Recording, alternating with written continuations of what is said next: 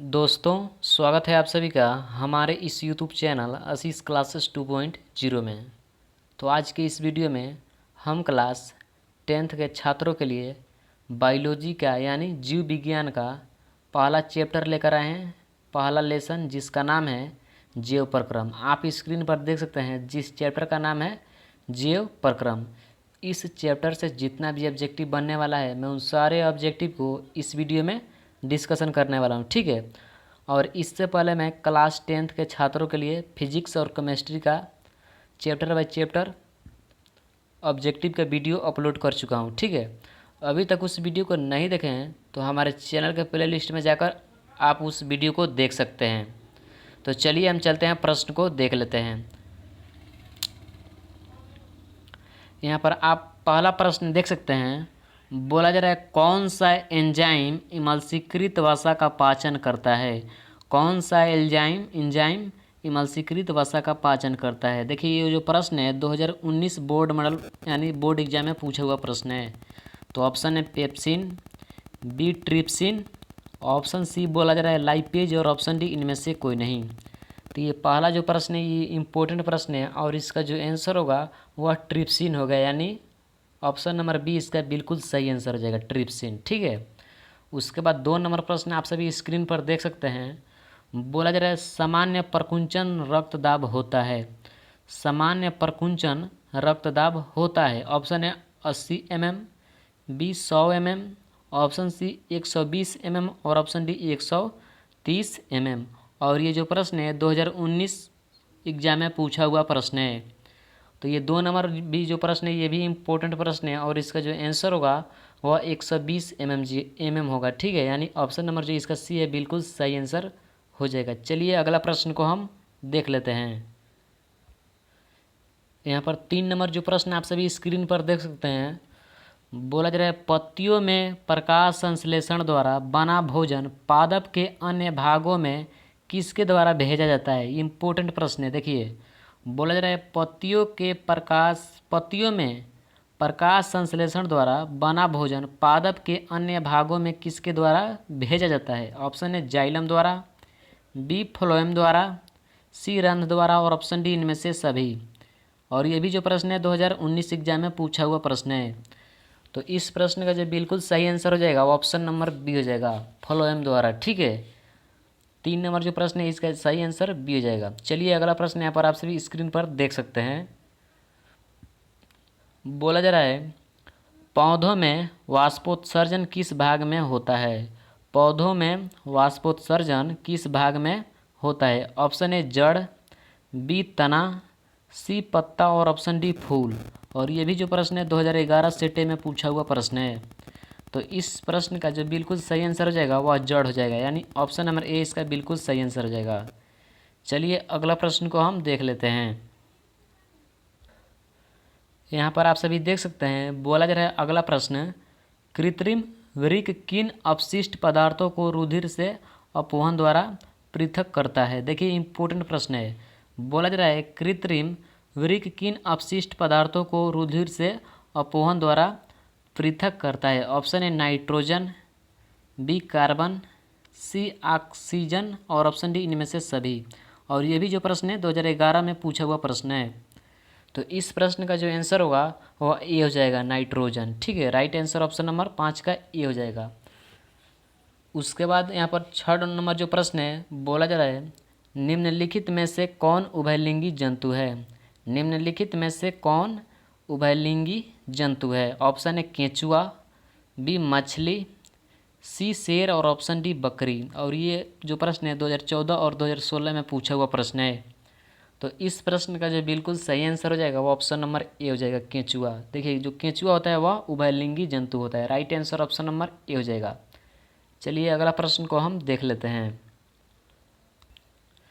यहाँ पर 7 नंबर प्रश्न आप सभी देख सकते हैं। बोला जा रहा है प्रकृति में बोला जा रहा है यहाँ पर प्रकृति में ऑक्सीजन का संतुलन कैसे बना रहता है।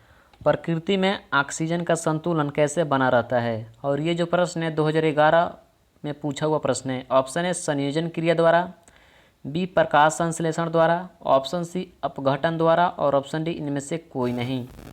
तो इस प्रश्न का आप सभी को आंसर पता होगा और इसका जो आंसर होगा वो ऑप्शन नंबर बी हो जाएगा, प्रकाश संश्लेषण द्वारा। चलिए अगला प्रश्न को हम देख लेते हैं। यहाँ पर आप सभी देख सकते हैं 8 नंबर जो प्रश्न है, यहाँ पर बोला जा रहा है मानव हृदय का औसत प्रकुंचन दाब है लगभग। मानव हृदय का औसत प्रकुंचन दाब है लगभग। ऑप्शन है 140/90 यानी 140/90, बी 200/90, ऑप्शन सी 120/80 और ऑप्शन डी 150 यानी 150/90। और ये जो प्रश्न है यहाँ पर आप सभी देख सकते हैं साइड में 2011 सेटे में पूछा हुआ प्रश्न है। देखिए ये तीनों लाइन से जो प्रश्न है, ये तीनों प्रश्न 2011 के एग्जाम में पूछा गया और ऊपर भी जो आया था प्रश्न, यानी पहले जो प्रश्न गया था वो भी 2011 में पूछा गया प्रश्न था। तो सोच लीजिए इस चैप्टर से कितना ऑब्जेक्टिव आपके मैट्रिक एग्जाम में पूछा जाता है। ठीक है, 3 से 4 लगभग ऑब्जेक्टिव आपके एग्जाम में पूछा जाता है। तो आप इस वीडियो को शुरू से लेकर अंत तक जरूर देखें, क्योंकि इस वीडियो में केवल इम्पोर्टेंट ऑब्जेक्टिव को सिलेक्ट किए गए। ठीक है, और साथ ही इस चैनल पर पहली बार विजिट किए तो इस चैनल को सब्सक्राइब कर लीजिएगा, ताकि आप सभी को इसी प्रकार का रेगुलर वीडियो मिलता रहे। ठीक है, और वीडियो को एक लाइक ज़रूर करें। तो 8 नंबर जो प्रश्न था, इसका जो आंसर होगा वह क्या हो जाएगा? इसका जो आंसर होगा 120/80 यानी ऑप्शन नंबर सी इसका बिल्कुल सही आंसर हो जाएगा। उसके बाद 9 नंबर प्रश्न यहाँ पर आप सभी देख सकते हैं, बोला जा रहा है पौधों में श्वसन क्रिया के अंतर्गत एडीपी के टूटने से कितनी ऊर्जा मुक्त होती है। बोला जा रहा है पौधों में श्वसन क्रिया के अंतर्गत एडीपी के टूटने से कितनी ऊर्जा जो होती है वह मुक्त होती है। ऑप्शन है 30.5 kJ मोल, ऑप्शन बी 305 kJ मोल, ऑप्शन सी 3.5 kJ पर मोल और ऑप्शन डी इनमें से कोई नहीं। ठीक है, तो 9 नंबर जो प्रश्न है यानी 9 नंबर जो प्रश्न है, इसका जो आंसर होगा वो ऑप्शन नंबर ए हो जाएगा, यानी 30.5 kJ मोल। ठीक है, राइट आंसर ऑप्शन नंबर हो जाएगा 30.5 kJ mole. Right answer option number A हो जाएगा। उसके बाद अगला प्रश्न यहाँ पर देख सकते हैं 10 नंबर प्रश्न जो है, बोला जा रहा है हाइड्रा में प्रजनन किस विधि से होता है। हाइड्रा में प्रजनन किस विधि से होता है। ऑप्शन है द्विखंडन से, बी मुकुलन से, सी लैंगिक प्रजनन से और ऑप्शन डी इनमें से कोई नहीं। और ये जो प्रश्न है 2011 सेटे में पूछा हुआ प्रश्न है। तो 10 नंबर जो प्रश्न है इसका जो बिल्कुल आंसर होगा वह मुकुलन से हो जाएगा, यानी ऑप्शन नंबर जो बी है इसका बिल्कुल सही आंसर हो जाएगा। उसके बाद 11 नंबर प्रश्न यहाँ पर बोला जा रहा है पादप में जाइलम उत्तरदायी है। पादप में जाइलम उत्तरदायी है। ऑप्शन है जल का वहन, बी भोजन का वहन, ऑप्शन सी अमीनो अम्ल का वहन और ऑप्शन डी ऑक्सीजन का वहन। और ये जो प्रश्न है 2012 एग्जाम में पूछा हुआ प्रश्न है। तो इस प्रश्न का जो बिल्कुल सही आंसर हो जाएगा वो ऑप्शन नंबर ए हो जाएगा, जल का वहन। Right answer option number A हो जाएगा। चलिए अगला प्रश्न को हम देख लेते हैं। यहाँ पर 12 नंबर जो देखिए प्रश्न है, बोला जा रहा है मनुष्य में वृक्क एक तंत्र का भाग है जो संबंधित है। मनुष्य में वृक्क एक तंत्र का भाग है जो संबंधित है, यानी ये जो संबंध है वह किससे है। ऑप्शन है पोषण से, बी श्वसन से, ऑप्शन सी उत्सर्जन से और ऑप्शन डी परिवहन से। और ये देखिए जो कितना बार एग्जाम में पूछा गया प्रश्न है, तो 2012 में भी पूछा गया है, 13 में और 16 में भी पूछा गया प्रश्न है। तो इस प्रश्न का जो बिल्कुल सही आंसर हो जाएगा वो ऑप्शन नंबर सी हो जाएगा। ठीक है, जो 12 नंबर प्रश्न है इसका जो सही आंसर होगा वह सी हो जाएगा, उत्सर्जन से।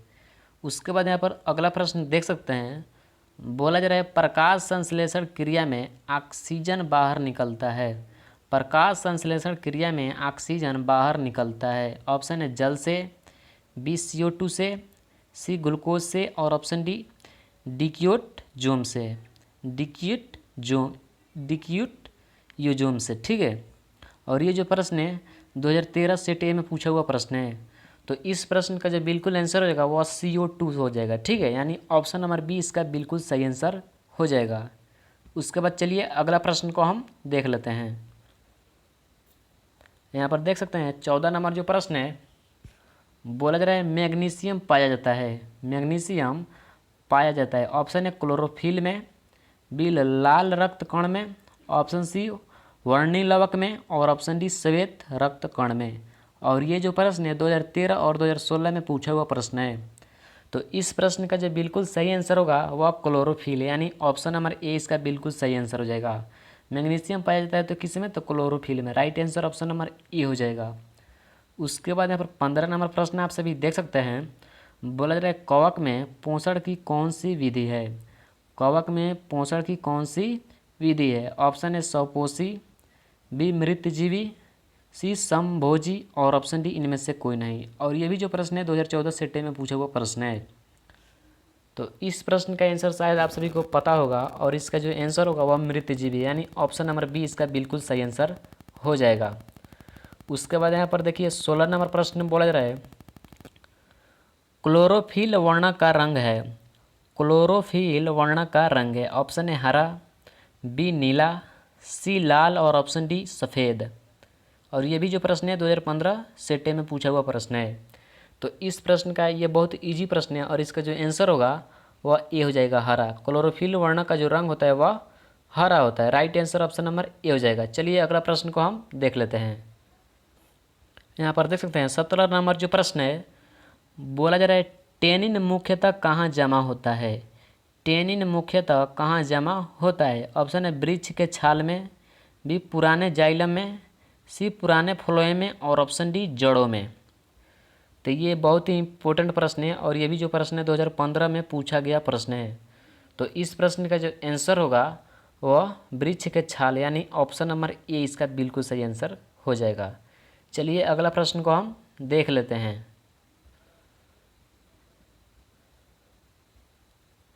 यहाँ पर 18 नंबर जो प्रश्न देखिए बोला जा रहा है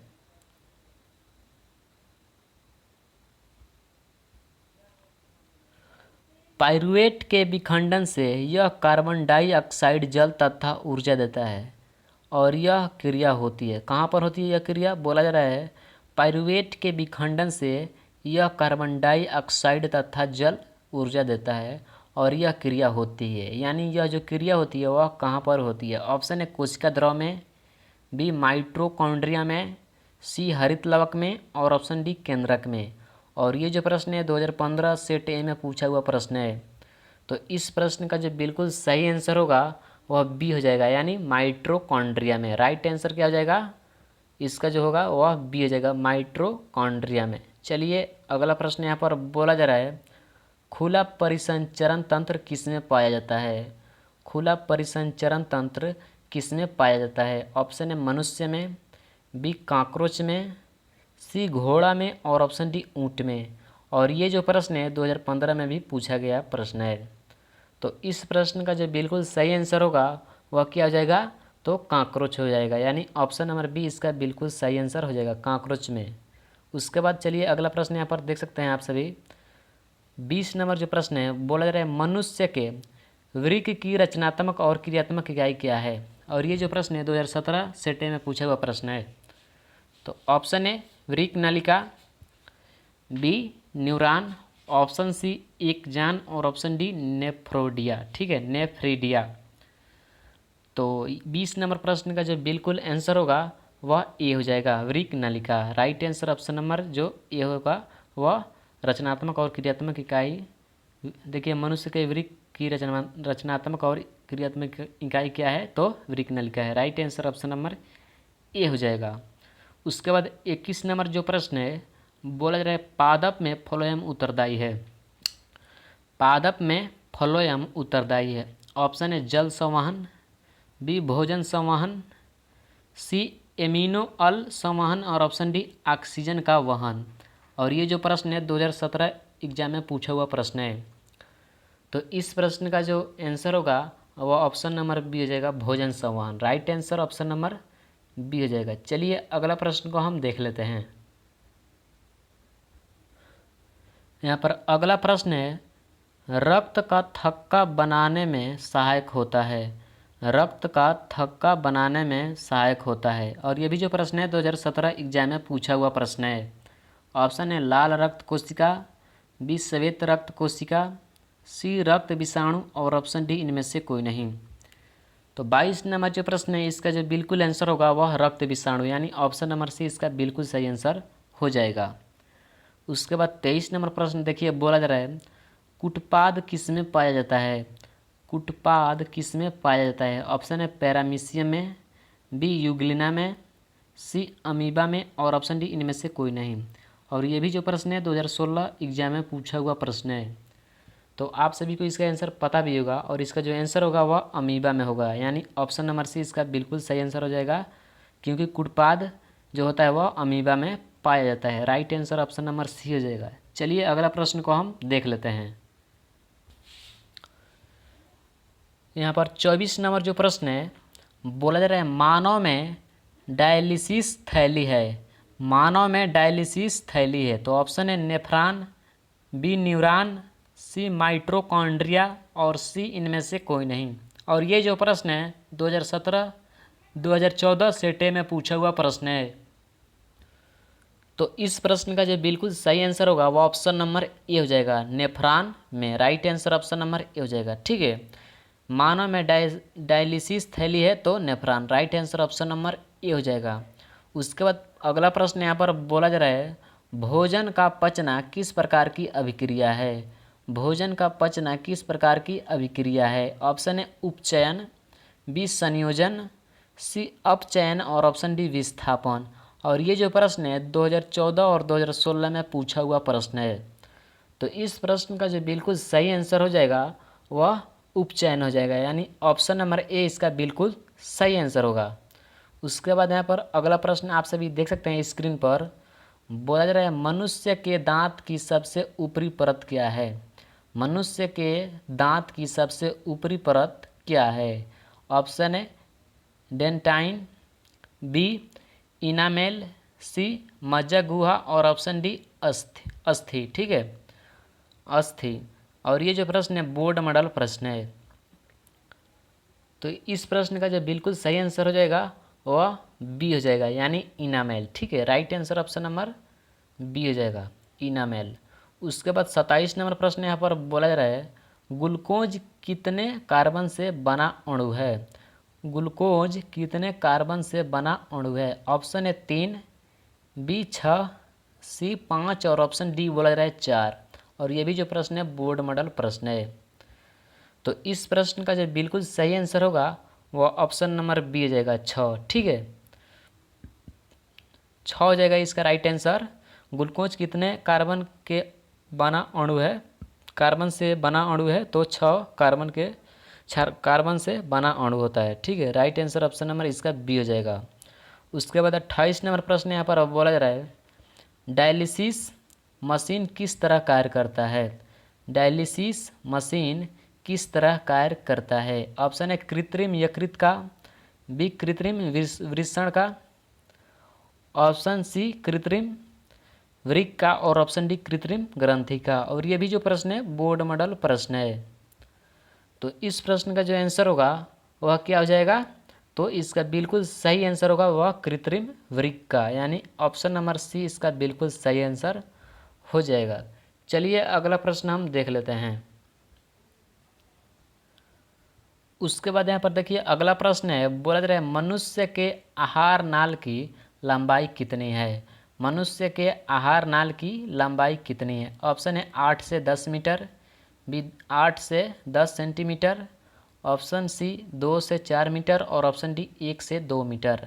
और ये भी जो प्रश्न है बोर्ड मॉडल प्रश्न है, तो इस प्रश्न का आंसर आप सभी को पता भी होगा। ठीक है, चलिए मैं इसका आंसर आप सभी को बता देता हूँ। इसका जो आंसर होगा वह 8 से 10 मीटर, यानी ऑप्शन नंबर ए इसका बिल्कुल सही आंसर हो जाएगा। मनुष्य के आहार नाल की लंबाई कितनी है? तो 8 से 10 मीटर। Right answer option number A हो जाएगा। उसके बाद 30 नंबर प्रश्न यहाँ पर बोला जा रहा है पौधों में श्वसन किस भाग में होता है? पौधों में श्वसन किस भाग में होता है? ऑप्शन है जड़ में, बी तना में, सी पत्तियों में और ऑप्शन डी प्रत्येक भाग में।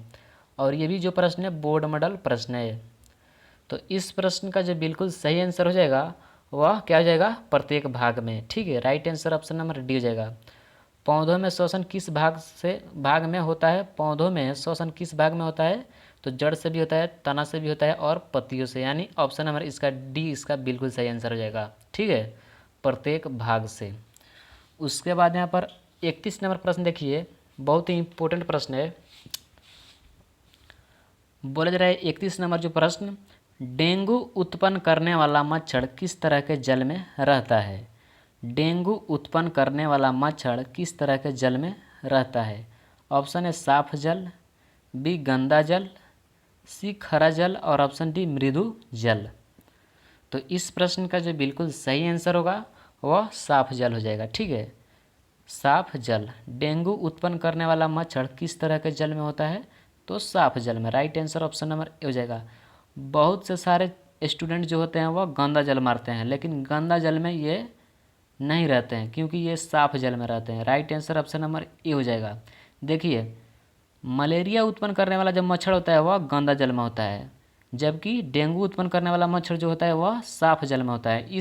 इन दोनों प्रश्न पर आप ध्यान दीजिएगा। ठीक है, तो जो ये डेंगू उत्पन्न करने वाला जो मच्छर है वह साफ जल में होता है, और जो गंदा जल में रहता है वह मलेरिया जो उत्पन्न करता है वह मच्छर जो होता है वह गंदा जल में होता है। तो आप इन दोनों पॉइंट को याद रखिएगा, क्योंकि इन दोनों में से आपके एग्जाम में जो है एक प्रश्न अवश्य आएंगे।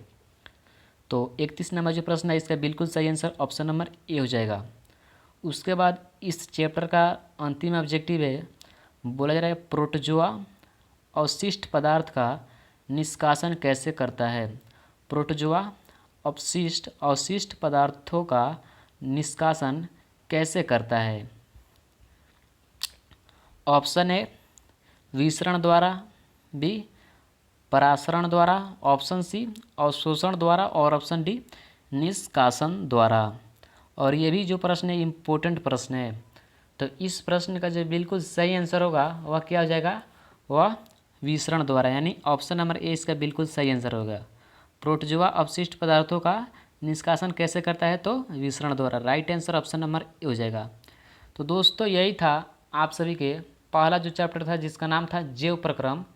इस चैप्टर से बस इतना ही इम्पोर्टेंट ऑब्जेक्टिव था जो कि आपके मैट्रिक एग्जाम में पूछे जा सकते हैं। ठीक है, और भी ऑब्जेक्टिव हैं, लेकिन मैं आप सभी का टाइम बर्बाद नहीं करने वाला हूं, क्योंकि ऑब्जेक्टिव बहुत ही ज़्यादा होता है और कुछ ही ऑब्जेक्टिव आपके बोर्ड एग्जाम में आते हैं, तो आप सभी को जो है थोड़ा दिक्कत हो सकती है। सभी ऑब्जेक्टिव मैं बताऊं आप सभी को तो आप सभी को याद करने में जो दिक्कत होगी, तो इसलिए मैं आप सभी को लगभग 30 क्वेश्चन आप सभी को प्रत्येक चैप्टर से बताऊंगा, जो कि बहुत ही इम्पोर्टेंट क्वेश्चन होगा। ठीक है, तो आज की इस वीडियो में इतना ही, और अगले वीडियो में अगले चैप्टर के साथ मैं आऊँगा।